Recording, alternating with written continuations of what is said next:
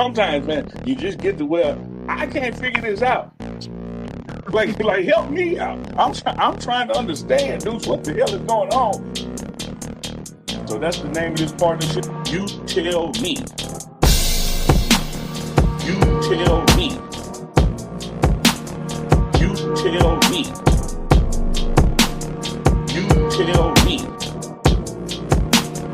I mean, you tell me. This is cool. You tell me. You tell me. Who? You tell me. Live. Who? You tell me. Live. You tell me. Live. Uncle Neely and Dukes, the scoop. SOB sound like the voice of God back there coming in like Morgan Freeman. Sometimes, man, you just get to where I can't figure this out. Hold on. Sound man. And you messed it up just like that. You see, that's one thing in life. Sometimes Sound you can man. comment a joker just a little too quick, a little too soon. I should have waited to the end. And they got to hit himself. He ain't got big. Did he drop the next pass? Nevertheless, it is Tuesday night. It is live. It is You Tell Me with your man, Uncle Neely. And, of course, Duke, the scoop, is in the building. Duke's the scoop. As always, we're going to start it off with how you feeling, brother. How you doing? And I'm good, man. Had a great day today. I'm happy. Shoot, it is what it is, man. How you feeling, Unc? Man, I got no complaints. That temp, I'm in Mississippi. That temp really started to normalize like it should be in February. It rained all day, so Yeah. I ain't left a damn thing outside, so I ain't go outside. I know that's right. Yeah, I seen it all over the window. I went outside, picked up Cam from track practice, and then we trained football for about 30 minutes, and that was it. Yeah. Hey, Louisiana Glenn, shoot me an email, Uncle Neely at pregameshow.com. We've been working on a cooking show with my fam out of Memphis, so let's talk about that. Uncle Neely at pregameshow.com. Just shoot me an email. Y'all know what it is. It is Tuesday night. That means we're going live with Dukes the Scoop, Uncle Neely. You Tell Me, where we ask each other's questions that we just can't figure out our damn selves. Sometimes you just got to look at your partner and say, hey, man, you tell me. Like, I don't know. I don't know what's going on. Hey, Chico, before you get started, Chico, you got us good for the monetization. I meant to ask you that too. It's very important. Man, hook us up, Chico. Shout out to Chico. All right, we good. Shout out to Big Dog Chico. Y'all hearing the voice of God in the background, a.k.a. Morgan Freeman, a young Morgan Freeman coming in. You won't see him, but you'll hear him. Man, you might even hear from the sound man tonight. We're coming live on Big Dog's channel, on Dukes the Scoop channel, and, of course, live on the Pregame Network. Shout out to Goonsville Clothing. See them in the building. Shout out they got some love from AB. You know, he shouted them out in the posts. Good work out there. Dukes, you want it first or it's on me? That's on you, man. We're going to let the home team run it tonight. All right, let's do it. Here we go, man. You tell me. Everybody. Just about everybody. You know, there's some people going for the Eagles. Don't get me wrong. But just about everybody got that damn game wrong. Yeah. And no one saw it being the blowout that it was. When you look at the performance of the Chiefs and you look at the final score, is it time for the Chiefs to panic and make significant changes? Or what do they do in this offseason as they get ready for 2025-26? You tell me. I'm going to go half and half. I think they need to panic about that offensive line. You can't continue to hide and compensate for your offensive line through the ingenuity of Pat Mahomes. You're just going to have to get some guys up there. They basically took turns on that backup left tackle. They took turns on tried them like a freak out of cut. I'm calling Amtrak. Yeah. I know where you were going. Yeah. I appreciate that. Oh, you worded that so eloquently, but for sure, man, they took turns on that man, dog. I think he may have gave up 4 sacks that game. So you got to show up the offensive line and not just with top. You can't be so top heavy with talent. And usually we see when teams find their quarterback of the future or their quarterback of the presence, their franchise quarterback, they spend so much money there that they have little money to allocate to other places. And that's where the lack of depth come from. comes from. When you look at what the Eagles did, they were able to use their money and they hit in free agency. They literally hit about 90% on their free agents, all the way down to bringing in Vic Fangio as defensive coordinator. So I think one guy that was a reclamation project that's going to get paid after coming to Philadelphia is going to be Mekhi Becton. But being able to bring in a guy that large of a human being, like 6'8", 300 whatever pounds, he was a first round pick. He rebranded himself in Philadelphia. The Chiefs do a good job of that in the wide receiver room. They got to do that on the offensive line. And I think that's the only way that they're going to be able to be successful is you can't get sacked that pressure that many times without being blitzed. You just can't do it. Like, so that just talks to me about, and that screams offensive line play, in my opinion. You tell me, do the Chiefs need to panic? I wouldn't call it a panic, but I would call it whistling past the graveyard. You know, I'm scared and trying to act like I ain't. Yeah. Because what I saw in the consistent and constant pressure of Pat Mahomes without dialing up a blitz, and as we pointed out, you know, on the morning run, a blitz is a pressure, but just because you pressure don't mean you blitzing, if that makes sense to people.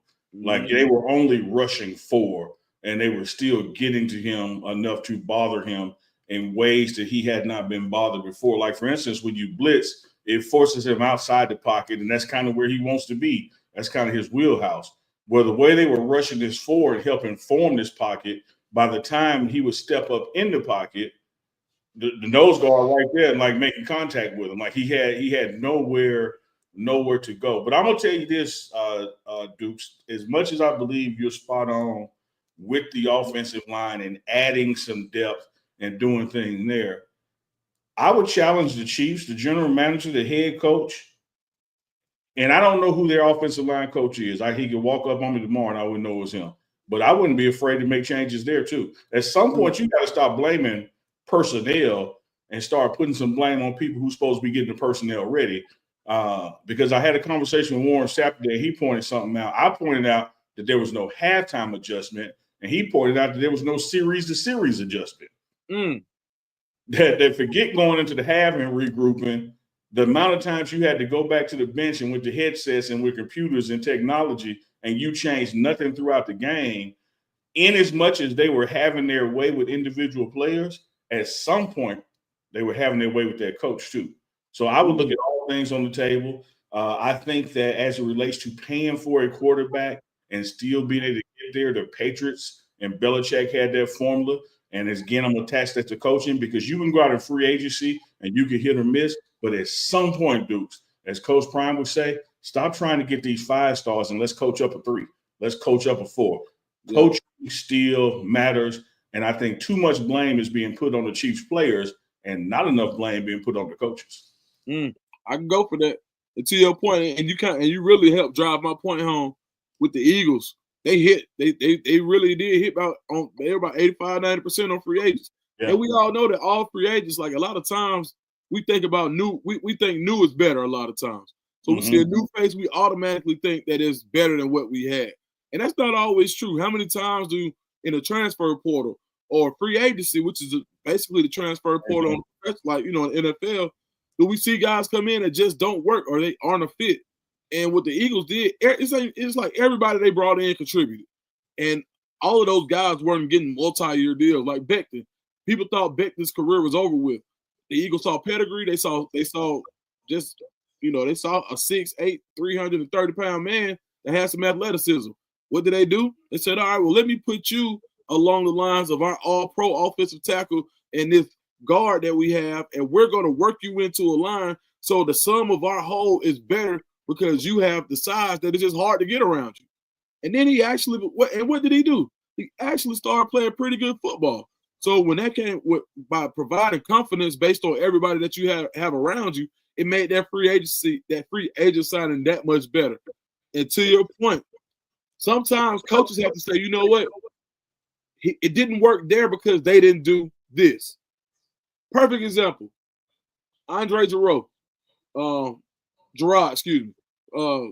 new assistant offensive line coach. 2003, Bill Parcells comes in and moves him off the center and says, you know what? Push him out the guard. I think we can get a better center. He literally gets benched that year at the last 2 games. Then in the year after next, not that year, the following year, the year after next, Tony Sperano comes in. God bless him.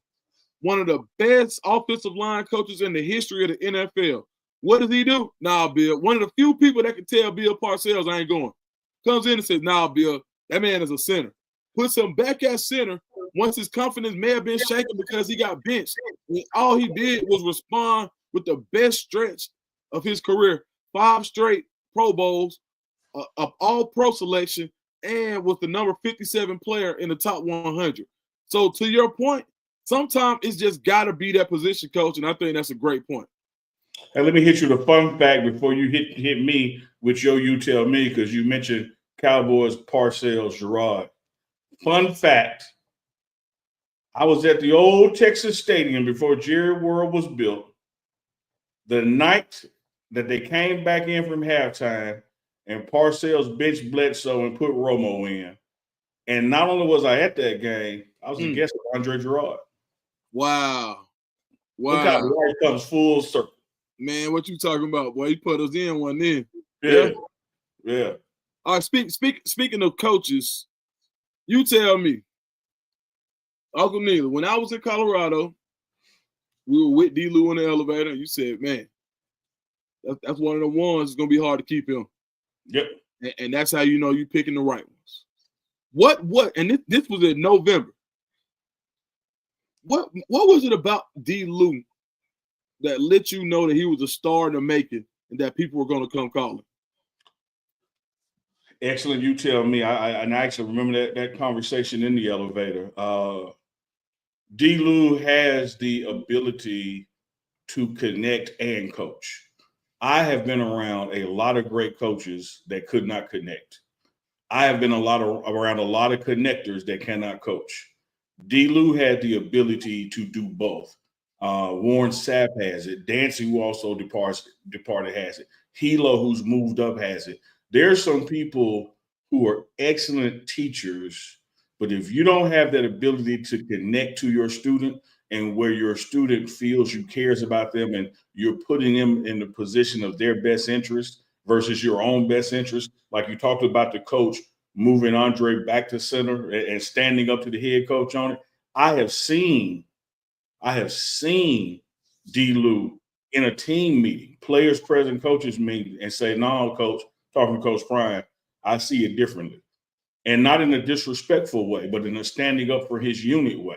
And when you have a guy like that that'll go to bat for his players, and when you had the success that the D-line had, I think they moved up from a laughing stock to 12 in the nation to number 1 in the conference, you knew the phone was going to ring. The phone was going to ring for Rob Livingston. And let me tell you this. I spoke with Coach Prime yesterday, and the name that he is working with or thinking of about coming in, it'll be a matter of time before their phone ring. One thing about Coach Prime, only been head coaching 4 years, but has already created 3 head coaches, has already had about 5 guys move up within their position on their side of the ball. So when you look at the impact of his coaching tree, he hires people that are credible, that are talented, and their phone is going to ring because people are going to see what they accomplished in Colorado because the spotlight is so big. Couldn't be before D. Lou and going back to Miami. You know, it's where he played ball, where he was drafted first round from. But I just knew it. I mean, I didn't even think about the elevated conversation until you just mentioned it. But I could just tell that that's a brother whose phone gonna ring. Let me tell y'all this, and I've said this since before the bowl game and into now this spring semester, but not quite spring ball. I told y'all there were going to be more coaching changes, and I still say there's going to be some more. You tell me.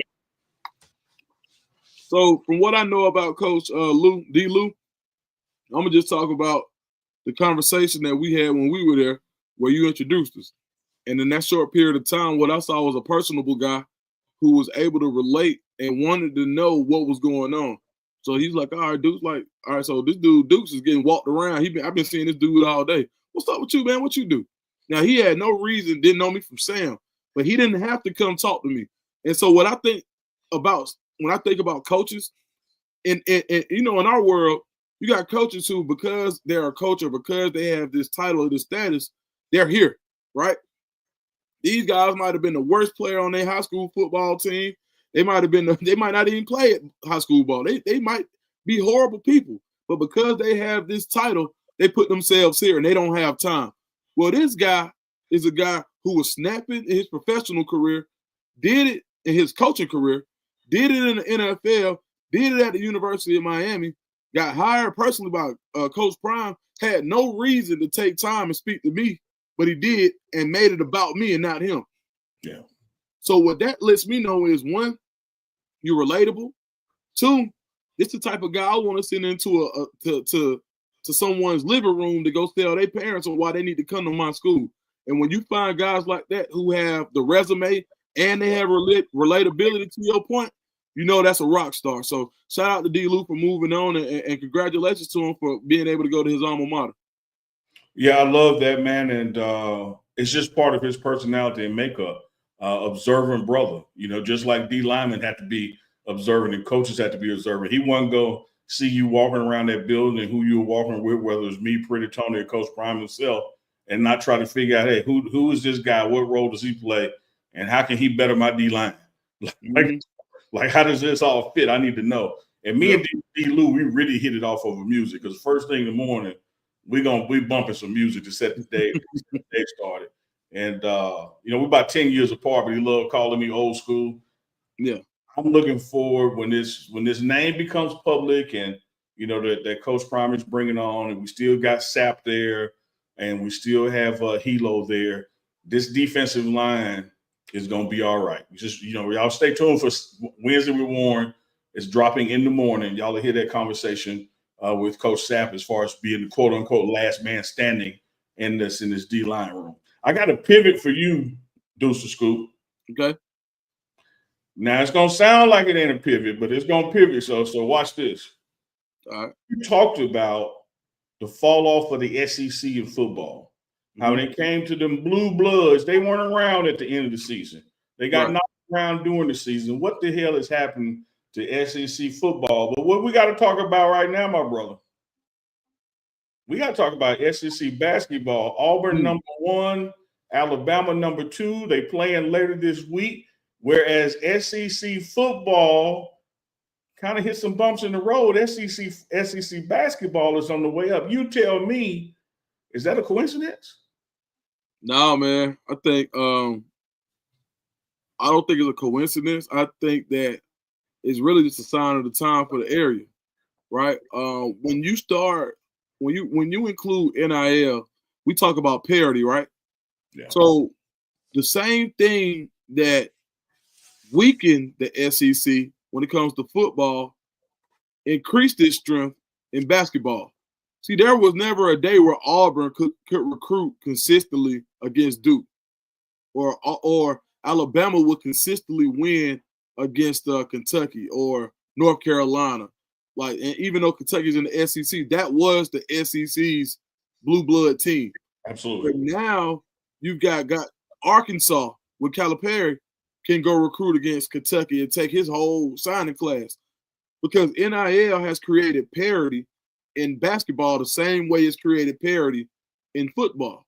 So where it's taken away from the SEC on the football side, it's given to the SEC on the basketball side. Because now you think about it, like Kansas, you know, Auburn win and recruit. Like, of course, I'm gonna follow Auburn more closely than the average person. And you do have a helmet behind you. You feel me? And the way they recruit, basically they recruit with a national imprint. One of the national players of the year they went and got from Morehead State a few years ago. He wasn't considered going to Auburn years ago. But now with the way things are set up, you're able to keep him. And this is a guy who would have went to the league before NIL. He would have took his chances being a potential second-round pick before NIL. The last 2 years, he's had the same grade in the NBA. He says, well, why would I go make that when I can really run it up as a player of the year candidate in college? Well, cool. Now the SEC is also keeping more of that fringe first-round talent. Might as well come back to school instead of go to the G League. You'll make more money. And I think NIL has created parity in basketball the same way that it's taking away some of the power in football for the SEC. You tell me what you think, huh? Man, if we had a sound man, I would hit that Jamaican horn that womp, womp, womp, womp, because I think you damn nailed it. I don't believe it's a coincidence at all. I think it's just the culmination of a series of events that are going to work out for basketball, college basketball at that level compared to their sister or brother football programs. SEC was hiring black head coaches before basketball, before football was. You look at a Tubby Smith, you look at an Anthony Johnson with Alabama, they were doing it before, and they were able to do it because it was one of those things you could do, but it didn't have a big ripple effect because nobody was really looking at basketball with that kind of scrutiny. So hey, let me prove I ain't like that. Yeah. I'm a high coach for basketball, but not football. Right. Yeah. So now you got that pedigree within programs now historically, right? So now, like you saying, NIL comes about, collective come about, and you've been around Georgia, man. You've been around Auburn, like you have done this, Dukes. Them football boosters are a league amongst themselves. Sometimes to get in that room, you got to pay more than the people in the room already. But here goes basketball over here that needs some friends. So, right. What do they do at Arkansas? They say, hey, man, let's get our money together and call up Coach Cal of Kentucky and let him know we're going to help him buy a damn championship. What does Coach Cal do? He takes his one and done signees from Kentucky to Arkansas with him. They go to Kentucky and they beat Kentucky. Right. And so I think the parity that exists in college basketball, the parity that exists in college basketball now because of NIL is going to put a much more exciting and competitive product out there across the board that this March Madness and the March Madness is beyond you're going to see a lot more football schools with successful basketball programs in the Elite Eight, in the Final Four, and even with a national championship. No, agreed. Because bread is bread. Yeah, man. It all spin, don't it? Yeah. Somebody said, Philip, I agree with you on most things. However, why would you go to Auburn? We can go to Alabama. Hey, spoken like a true Alabama man. I tell you what, for me, in College Park, Georgia, Auburn, straight down 85. You can take Roosevelt Highway to get through College Street if you want to. So it made all the sense. Let me tell you like this, Dukes, on my end here. I did not go to Ole Miss, but I was recruited through this minority program to go to Mississippi State. And I was considering Mississippi State because it just felt a whole lot less racist than Ole Miss. Like it wasn't nothing in me. I was gonna go to Ole Miss, but I could tolerate Mississippi State. Man, what you talking about? I look at Auburn, Alabama, and I ain't there, but next door, I just don't look at Auburn like I look at Alabama. Yeah, I tell you what, man, it's a trip in both of those places for brothers, but we ain't going there tonight. I tell you this, we'll say that for another show. Yeah, we're gonna say that for the morning run. It's on you. You tell me this, man. I had a good one. Okay, cool. I'm watching Cam Newton's interview with Bull and Travis Hunter, right? Yeah. Travis Hunter Cam Newton is warning Travis Hunter that be careful about going number one, because when I went number one, I went into a locker room full of losers. That's the way they got me, because I was in a locker room full of losers. If you were Travis Hunter, how would you process that statement from Cam Newton? You tell me. How would you process that?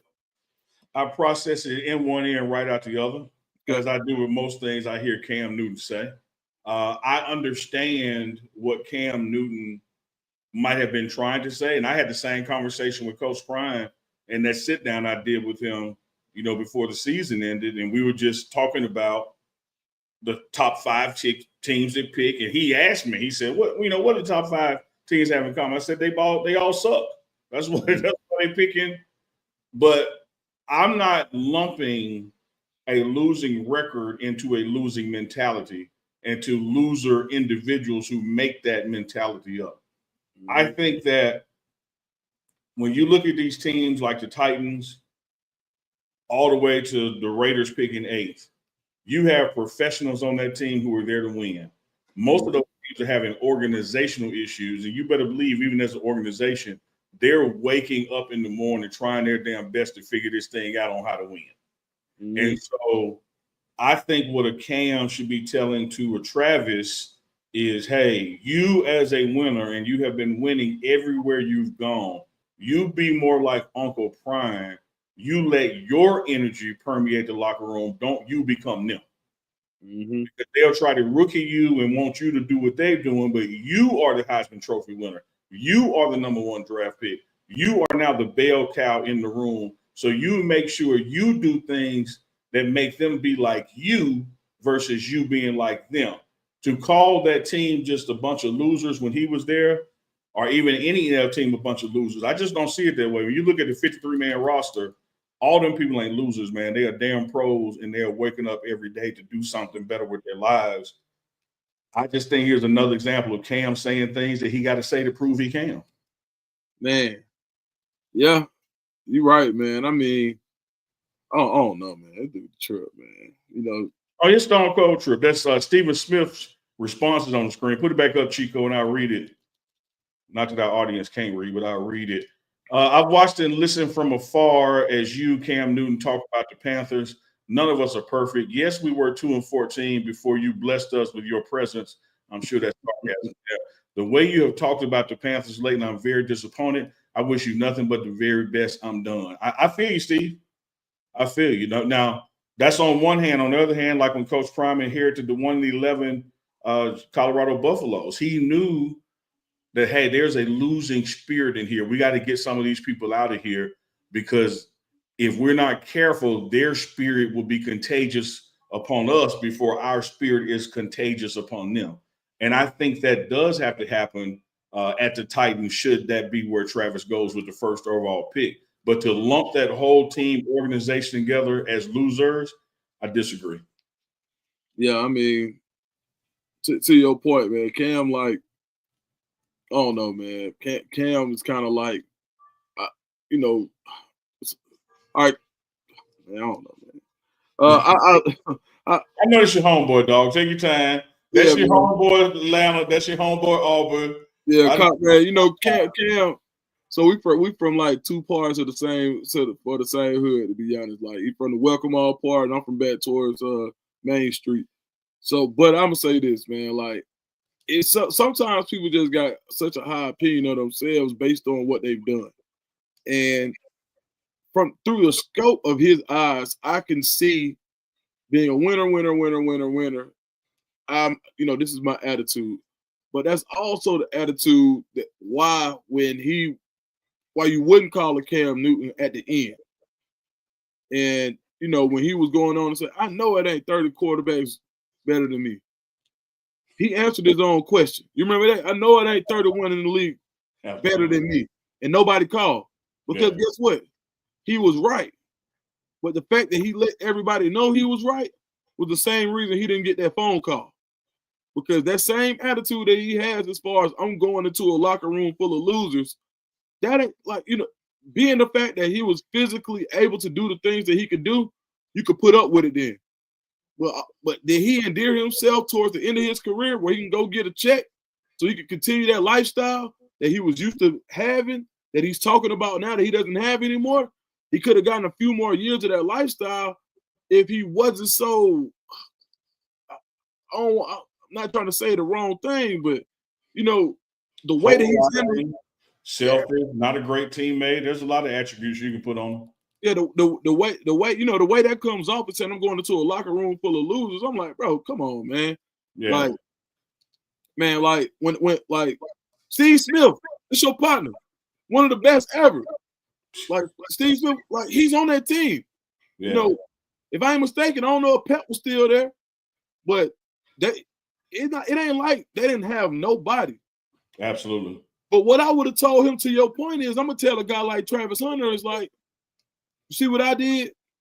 It may not have been the most ideal, but I was able to get in with some guys who had the same energy as me, and we turned that thing around. That's what you tell a guy about to go first overall draft pick. When Cam Newton went to the league, it was more that attitude of the former, which was, hey, man, we can do this. hey man, let's get it together. Hey dog, such and such. That was the Cam Newton that everybody knew and loved. And now it just almost seems like a caricature to your point. And not even just a caricature. Of what he really is and what he used to be, man. So, you know, man, sometimes people go on the media and and like you said, they create that. But I'm like, hey, like sometimes it does get a little bit disappointing to hear him talk like that, especially when he's talking to the next generation of phenomenal athlete. You can never take away what Cam Newton and who he was on the football field. But it's like, damn, Cam, like some of that junk be coming off lane, bro. You don't supposed to say all that. Well, dog, one of the things you and I talked about when we talked about the Batman movie with Heath Ledger and how Heath Ledger nailed that part as a Joker, and you get the Joker in there, you get the Batman in there, you get Two-Face in there, you get Commissioner Gordon, and one of the best themes from that movie that was oft repeated was you either die the hero or live long enough to be the villain. And Cam Newton has lived long enough to be the damn villain now. And it goes back to for me, that moment when he didn't jump on that fumble. Like made no effort to get it. Now it could be 1,000 reasons why he didn't. That's between him and his Lord and Savior. I don't know why I never asked him, but everything that came after that, criticism wise, what you stand for and don't stand for wise, he has doubled down on this "I'm bigger than y'all" mentality, and that moment personified it because he totally did not make a team effort in that moment. You said it, huh? You said it. Woo! It's you, tell me, with your man, Uncle Neely and Deuce the Scoop, coming to you live and direct on this Tuesday night where we ask these other questions that we scratch our head on and we just can't damn figure out. And we just say, hey, you tell me. Chat, if you got something that you want us to tell, put in the chat. If we see it and get to it, we'll work it in. Deuce, is on me or you, man? It's on you. It's on me. Well, I got something. All right. It's Super Bowl related, but it ain't football related. Uh-oh. We don't spend enough time talking about the halftime show itself. Yeah. Right? Yeah. But there's a nuance of the halftime show that we really didn't get to address, whether that was Sunday Night Live with Uncle Chico, whether that was the morning run. So that brings us to right now. So I got to you tell me. You tell me. If your woman participated in the diss of her ex, how you feel about that? Serena crip walked performing with Kendrick Lamar, shooting shade at Drake. Shouldn't she be over there by now? You tell me. Man, listen. You remember, I'm gonna show my age a little bit here, but this is what I would say to Serena.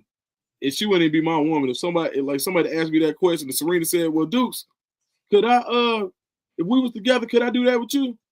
I'd have told her like Ray Charles in the 90s in the Pepsi commercial. You got the right one, baby. Wouldn't be me. Hey, you see her husband? She got the right one. Man, please, ain't no way. Look, listen, first of all, no problem with the crip walk, but if I knew the sole reason that you were being like, if that was the sole reason, I'd be like, all right. And if it's for Compton because Kendrick your partner, then cool. You know what I mean? Like, is this really just Compton? If it's just Compton, okay, cool. You know what I mean? But I'm gonna dig into the relationship between you and Kendrick, first of all. Because, like, are y'all really like, is this like your brother? This your partner for real, for real? Okay, cool. Right? But as far as me understanding the perception of how it was gonna look, I probably would have been like, nah, unless we both going. Now, if we both going, they're gonna be like, hey, that boy Duke's on the Super Bowl. Yeah. Yeah, the whole college park would have been like, Duke done got on the Super Bowl. It would have been one of them. Now we talking about really Dukes. I would have had to go. The ones that been here, we would have went together. She'd have had on the blue, I'd have had on the red. I had on the white. We'd have did it together. But it wouldn't have been just her up there where the perception could have been, oh yeah, this is that. I could be selfish about that all I want to. You ask me what I would do. And that because at the end of the day, this is what I'm gonna say though. Man, so my man Brandon Jacobs, right? So we can go deep on this one. All right, cool. Brandon Jacobs, former Giants player, right? My partner went to Auburn, one of my good friends.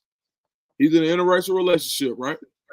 And his big thing is, I'm married to, why does Serena get to go out here and crip walk while she's married to a white man and her culture or her blackness never be questioned because she's a black man, she's a black woman dating a white man. But me as a black man dating a white woman, my blackness is questioned on a daily basis. So he's adamant about that. So you know what I'm saying? I'm like, cool. You feel me? I'm like, all right. So when I'm listening to that, I'm digging into this. I'm like, dang. So they're like, okay, they bring out Serena. If it wasn't about Drake, why would Kendrick bring Serena? Mm-hmm. That's all I want to know. To that Mhm. song. Why she ain't crip walk to no other song? Like she could have crip walked to any of them other songs they played. She could have did the Worm or something else. Who knows? Yeah. But she literally did it to that song. And that's why when people say it wasn't about Drake, it wasn't about this, that's just my opinion. You tell me what you think. Huh? Dog, let me tell you something, young Johnny Cochran, aka Deuce the Scoop. I'm right with you. You know, when you attach her crip walking at the Super Bowl to being chastised for crip walking in Wimbledon, let me tell you why they don't carry a lot of water with me. It ain't no in the world that Kendrick or his people called her up and said, hey, we want you to come to the Super Bowl and crip walk to show them Wimbledon people up. Because had that been the case, just like you said, she would have done it doing one of the songs during the performance. Mm-hmm. But the fact that her and Drake used to have something, and then that Drake, when it ended, had some things to say, and now she done moved on, got married, had kids, all this kind of stuff. But she gets an opportunity from an invite from Kendrick to crip walk, and she does it during that song. Let me tell you this, Dukes, and I'm gonna leave you with this. Yeah. We talked about Sam Rothstein. We talked about Forrest Gump. Go ahead and put Mr. Serena Williams right there in that same list. Hey man, you know what? Okay, cool. And see, Duke, Chico's so damn petty. Ain't nobody asked her to pull up no family picture. Man. Now you go. And I'll say this too, COVID number 24 and 8. He says, y'all really missed the meaning to Kendrick's whole halftime show. Dog, don't come in here with that intellectual stuff that somebody over our heads. We know they was dressed like the American flag. We seen that it was established like a prison yard inside of a PlayStation controller. Ain't none of that went over our head. We talking about a married woman participating in the diss of her ex. Like, stop trying to act like we ain't smart because somehow we don't get it. We get it. But I'm just saying, ain't no damn way that when he called her up, that it wasn't, hey, you want to get Drake back one time with me? I mean, that's what it seemed like, because really her and her husband was just going back and forth, I think. That would look like to me, though. But, hey, you tell me. Nah, I ain't going there tonight. I don't know, you want to? Nah, I ain't going there. I was really for to go there. Hey, now notice now, when you be about to go somewhere and you change your mind, I don't press you like I do Chico. Yeah. I go ahead and accept it, go ahead. But with Chico be like, no, I'm like, no, come on, say it. Say it. Either way, it's on you, my brother. Hey, man, shout out to Chico, man. Chico be like, should I go on? You be like, yeah, go on, Chico. I'm like, Chico, no, bro. It's a setup. Chico be like, no, it ain't. Give me the shovel, Dukes. I got this. I'm like, man, that's my dog too, man. Love Chico, my big cousin. So, man, look, you tell me, No. If you weren't doing what you do now, and you could pick another dream job, you tell me, what would your dream job be? Teaching 10th grade economics or American history in high school. Man. I don't want to teach no little kids, and I don't want to teach them too old. But I think the more young Black males can learn about real American history and how the real economy works. Keisha Love, I appreciate that. I would strip at night and on weekends, but that he's my main job. I used to strip and do hair. I was a part-time stripper and did hair. So But I know that world. Man.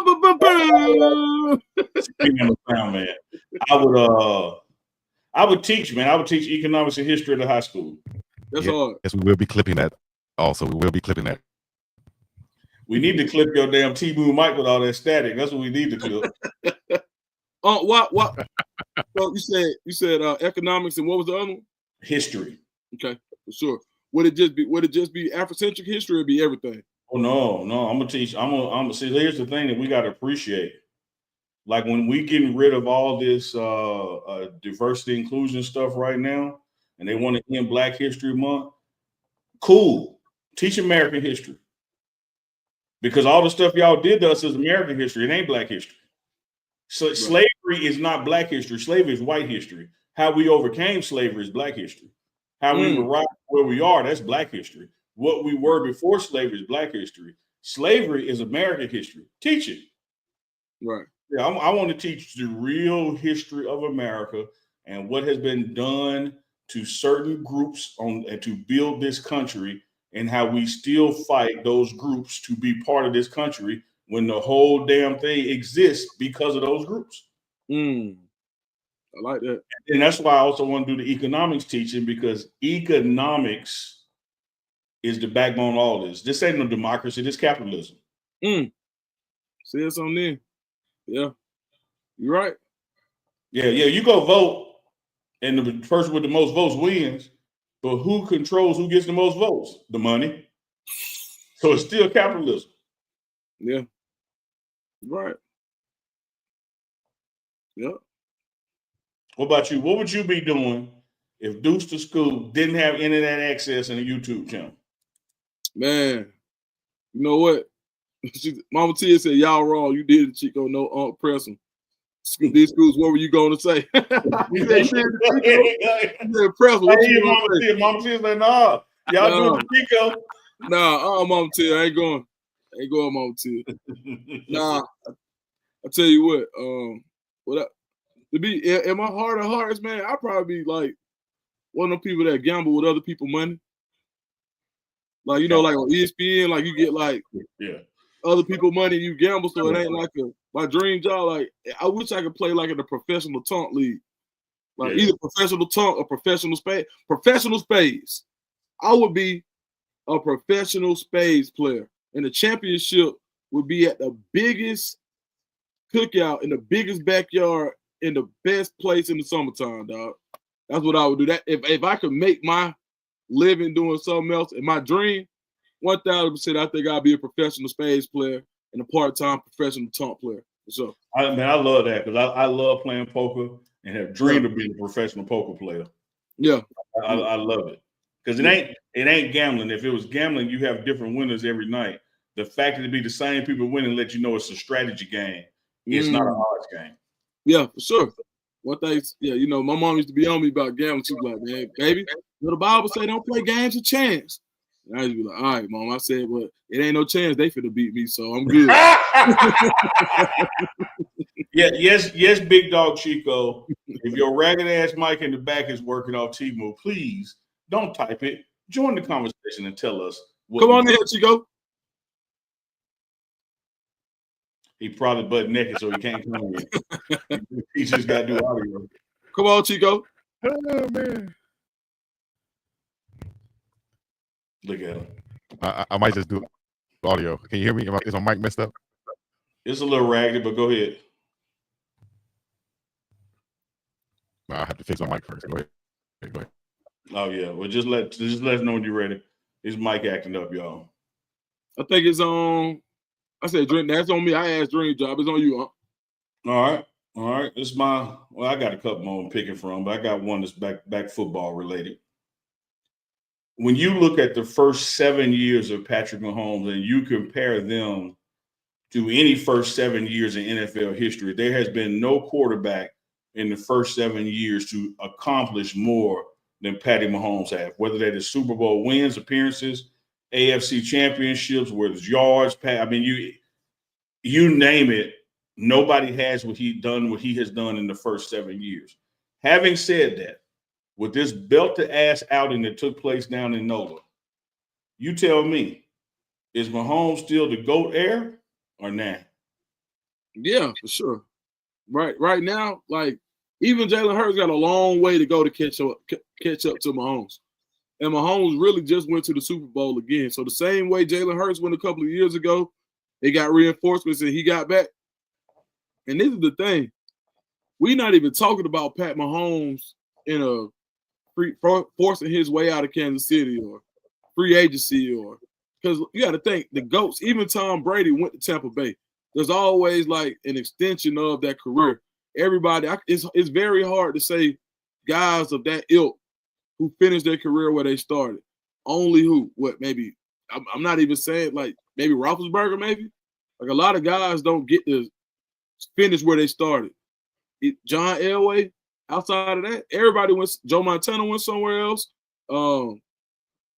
Montana, Brady, Peyton Manning. Like everybody went somewhere else. And I'm not saying he is, but just imagine his greatness going somewhere else where they may be more well prepared for, where they have an offensive line and all they need is a quarterback. He elevates, and that's how I judge how good a player is and their greatness. Because imagine him going to a team like, let's say, Travis Hunter goes to the Titans, and then you just put Pat Mahomes on the Titans. They're automatic contender. And I think when you have players that are that good, they always have a chance to win. So with him being able to raise the level of play around him, I'm going to have to say, yes, he's still the GOAT heir because there's nobody else in the NFL that I think at the quarterback position raises the level of play around him like Pat Mahomes. What you think? Yeah, I'm in concurrence with that. Our good friend QB Killer, number 99, Warren Sapp, will say that Mahomes is already the GOAT. Brady's accomplished. He stands on that. I say it hadn't been accomplished yet, but this loss does not hurt it because you look at this loss. When it comes to the playoffs, man, this dude ain't done nothing but lose Super Bowls and AFC championships. He ain't getting knocked out in the wild card or divisional round. He ain't not making it. This dude is going to the AFC championship or the Super Bowl and winning the Super Bowl. Like that's all he's done in 7 years, those three things. And the AFC championship for your career or Super Bowl and losing for your career or Super Bowl and winning for your career, if the next 7 are just 50% of what the first 7 was, he is absolutely the GOAT.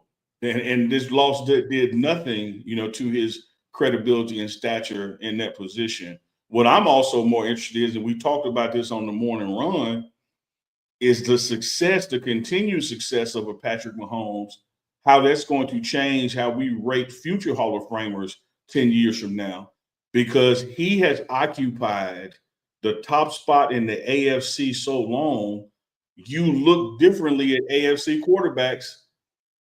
It's just because they ain't been able to get there. Like we all know how damn good Dan Marino is. I walked around Hard Rock Stadium trying to find Dan Marino's statue. But he never won a Super Bowl. Right. Because somebody like Bradshaw, was taking up the space. But he still is that dude. And I see Patty Mahomes, as that dude for years to come, whether he wins 3 more Super Bowls or not. What he has done with the statistics, what he's done with the team, what he does in the exit each year, because it's not like they're missing the playoffs or getting knocked out in the wild card. This brother is going to the AFC Championship or Super Bowl every damn year for the first 7 years. Right. I don't know what you call that other than Hall of Fame. Yeah. No, I don't think he got to do much else. Like you can give that resume to somebody else and they in already. Like, I do got to say this to you, Deuce, before you hit me with the last one.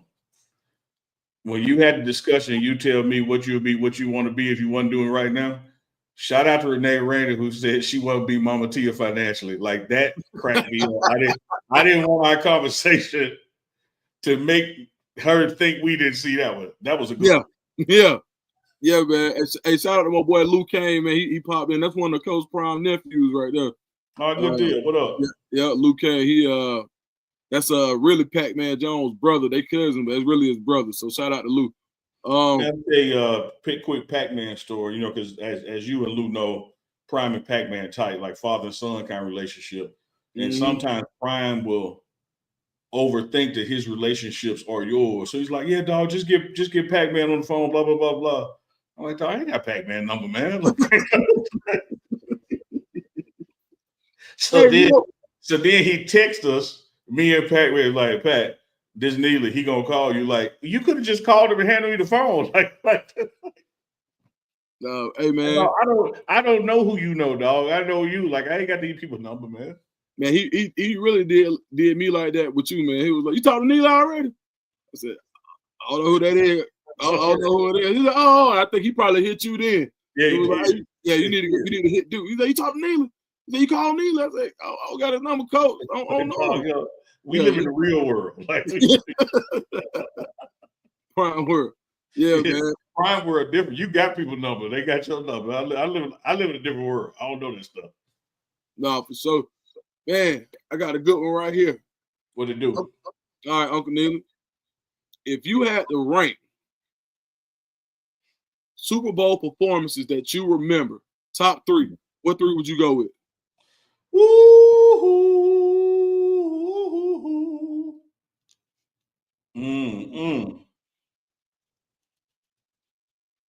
I'm trying. Chat, help us out too, chat.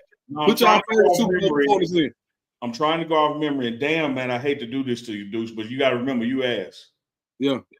That damn Patriots come back on 28-3. Yeah. Like, dude. Man, hell no. We talking about halftime. I should have been clear. Nope, I ain't even letting you go there. Okay, all right. I'm just saying. When you tell me ones I remember, yeah, I'm like, who didn't think that game was over? Yeah. No. But I was going to say, now you asked me. Yeah. Yeah. Hey, I'm gonna get to your question, but dog, like, what was it like being a Falcons fan in that moment? Man, let me tell you. I hate to take your "you tell me" and hijack it, but you tell me, dog. What was it like for a Falcons fan to be up 28-3 in the Super Bowl and lose? Man, let me tell you. I'm at my pop's house. Cool, right? Everybody in them at the time. My daddy probably about 73. He 82. Daddy probably 74, 75. Big ribeyes. Everybody kicking it, right? Good food, good drink. Cool. Watch this. 28-3. First thing that happened that weekend in Atlanta, one of the reasons why Hart, looking back over it, I was kind of like, man, we should have saw the signs. The first thing they did was say they're going to let the strip clubs be open on Sunday, right? So most of them in Atlanta, the only ones that's open is really like pinups and like City of Atlanta, you can't have them. Fulton County, it's only like the Cab. So pinups and Blaze, the only place you can really go on Sunday in Atlanta. All right, keep that in mind. So they say everything can stay open first and foremost. So cool. Everybody got their plans, how much money it's going to be. Well, nobody really stunned because the Falcons was running through everybody. Then they come out, boom, 28-3. Everybody on the phone, where you head? Where you finna go? Ooh, people starting to get ready. You know what I'm saying? I got to go change clothes. Everybody getting ready. Then it's 20. Then I think 28-10, 28-17. People starting to get nervous. And then boom. Devontae Freeman missed that block. Yep. At that time, and my dad went up and win the bet. I said, oh, damn. Like, he was like, I already know how this finna end. Been a Falcon fan his whole life. I said, man, he just went up and win them back. So still me and my sisters out there. And then we just watch it. And it's just like a bad dream. And so that whole day, I mean, really, you know how Atlanta people get. It was lit. The whole city was lit. Absolutely. Man, the city was lit. I'm telling you, everybody was getting along. The Bloods and the Crips was together. I'm telling you, everybody was getting along in Atlanta. Man, it's like, and on Monday afterwards, after that game, it's like the air had been taken out of Atlanta. People was coming to work late. Didn't nobody get marked off. Some people didn't go. You know what I mean? When I went to work the next day, man, didn't nobody say nothing. It was quiet in there. I'm talking about, man, like, you went in there. When I went to go get breakfast from the cafeteria, the lady that threw the eggs on there, she didn't even charge me. She just let me keep walking. She didn't even look at me. I just kept on walking. That's how I felt, bro. It's like I never seen Atlanta be so deflated. Like when we lost to the Broncos in '98 with Ray Buchanan and them, but nobody really tripping because we was playing with house money. We didn't never absolutely. Like, you know what I'm saying? We shouldn't even got there after that Gary Anderson missed field goal in Minnesota. But this time around, but it's like everybody in the city got punched in the stomach.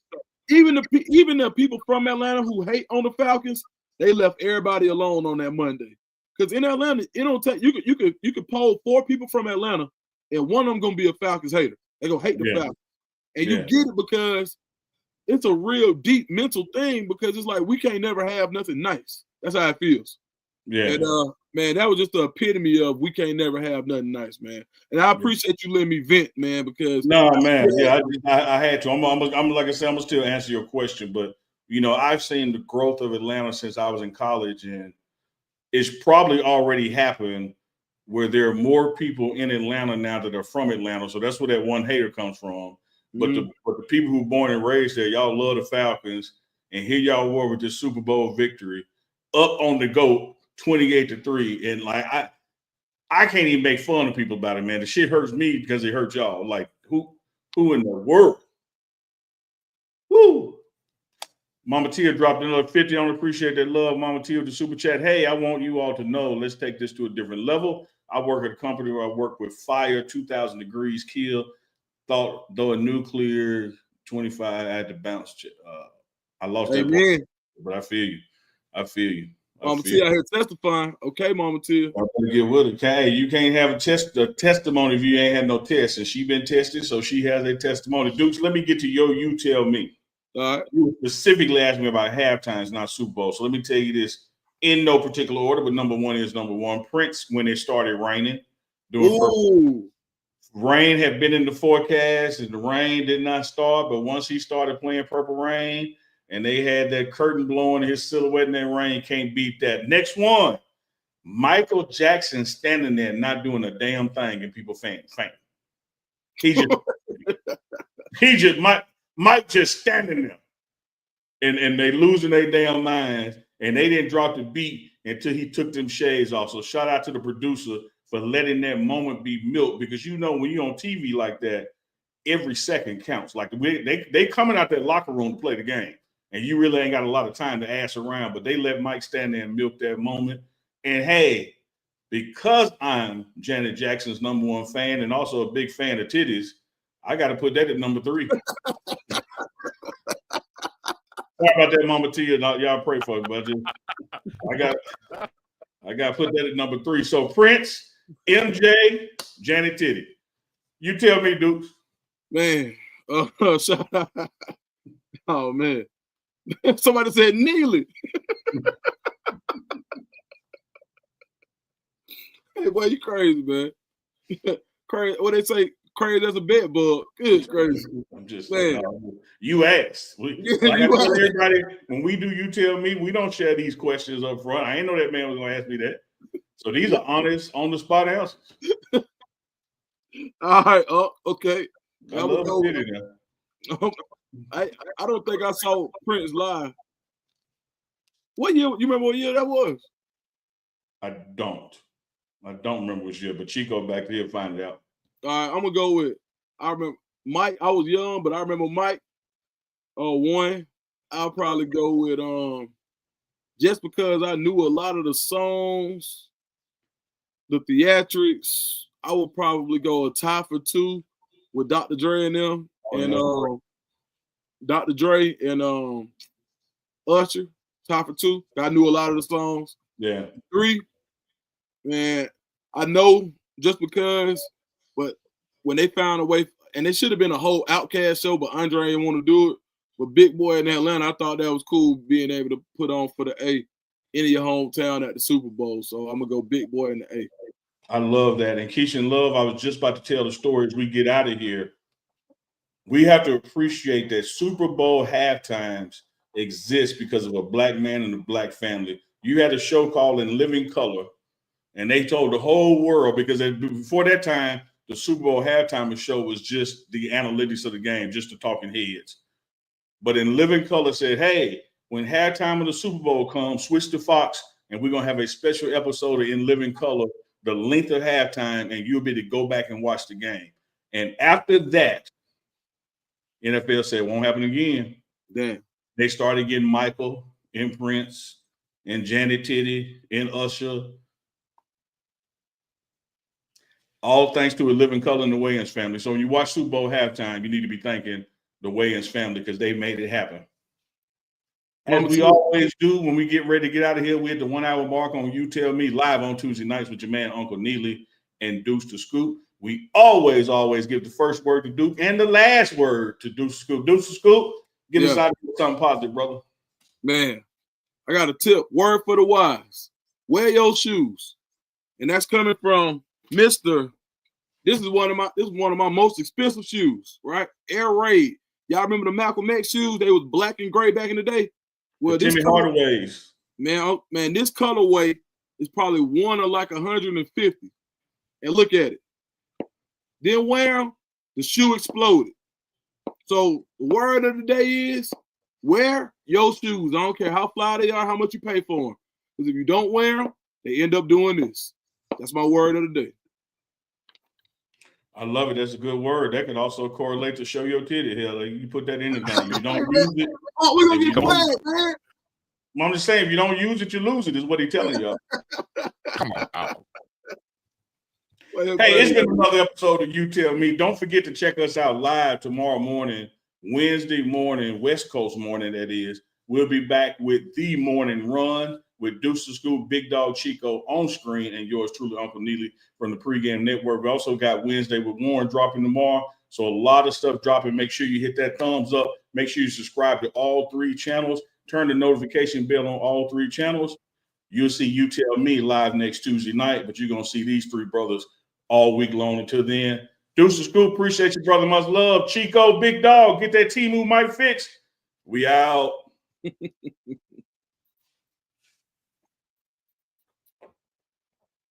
Well, I can't figure this out. Like help me out. I'm trying to understand, dude. What the hell is going on? Help me.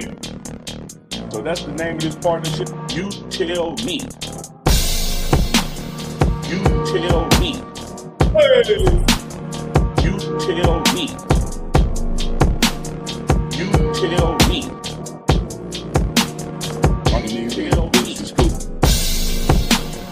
You tell me. You tell me. You tell me. Live. You tell me. Live.